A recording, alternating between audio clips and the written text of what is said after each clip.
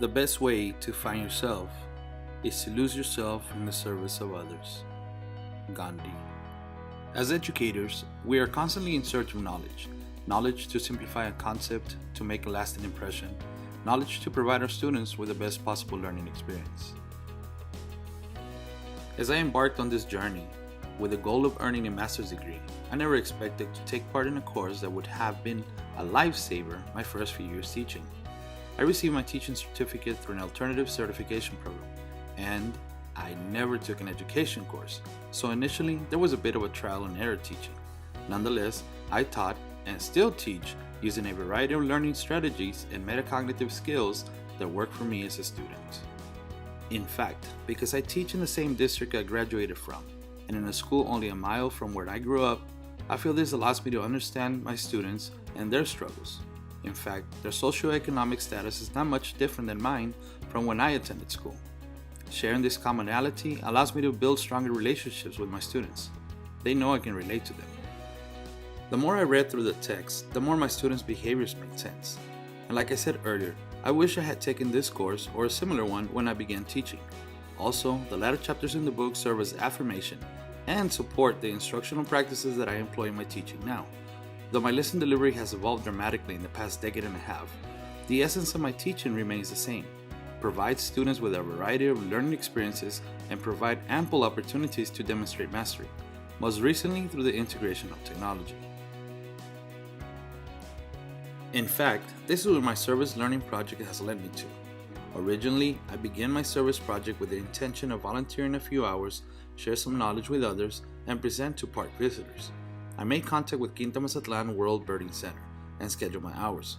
The first part of the project consisted of me assisting the center's ecologists in the Discovery Lab during the City of McAllen's Monarch Festival, hosted at Quinta Mazatlan.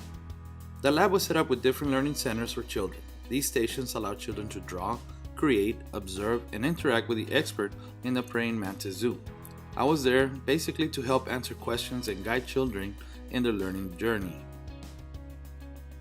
It was here where I got to see the different stages of cognitive development and the learning preferences of children at certain ages as described in the text.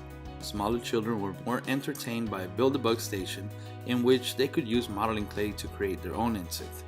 Those in the pre-operational and concrete operational seemed to enjoy the drawing and the modeling clay stations.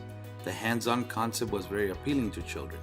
For those in the adolescence and older age range, the main attraction were the microscopes with actual specimens, the mountain bobcat and coyote, the shedding corn snake, and the unicorn praying mantis, who spent a great deal of time devouring crickets. These stations presented a more complex notion of science and the natural world, and thus appeared more engaging. Another observation was that the students weren't really motivated to draw their insect. Upon noticing this, I decided to suggest adding some references such as stuffed insects or other models. I also added drawing prompts to help students. This changed the entire outlook on that station. More children took part in it and drew their insects based on the prompts. Although I wasn't the lead facilitator in the Discovery Lab, the teacher in me prompted me to check for understanding and scaffold information for students who seemed to have questions.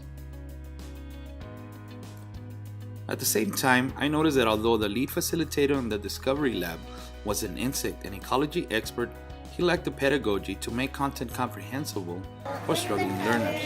I noticed this while making another observation. Children who seemed to come from a slower socioeconomic level seemed to be less familiar with the whole exploration and inquiry-based learning process. Those children who asked questions about feeding habits or interesting facts were usually accompanied by parents who also asked questions and were actively participating in the conversation with their children or with us. Those children who merely colored or played with the clay or simply observed were accompanied by a parent who was more concerned with his or her phone than being an active participant. Simply put, social differences made a huge impact on how the child interacted with what was being talked about in our session. At the end of the day, and after debriefing and taking part in a very intentional conversation regarding the future of my service project, I began to develop a lesson that merges technology with nature. I ventured in wanting to develop immersive learning environments using augmented and virtual realities, but then decided that at this point I need to start with something more concrete and less ambitious, basically due to budget and time restrictions. With the center staff, we brainstorm ideas on creating summer camps for boys and girls, but that project is yet to be further developed. At this point, I have created a lesson that will include a guided excursion through the trails of Quinta, Mazatlan. Using iOS apps such as GarageBand, Photos, Keynote, Clips, and Tayasui sketches for schools, students will create digital stories, documentaries, or public service announcements. The deeper I have gotten into these discussions with ecology experts and other educators, the more concrete the ideas become. Initially, I simply wanted to add QR codes and allow students to consume information.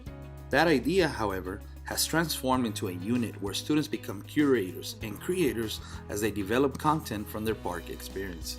As Woolfolk pointed out, learning is more than receiving and processing information transmitted by teachers or texts. Rather, students must actively participate in their own personal construction of knowledge.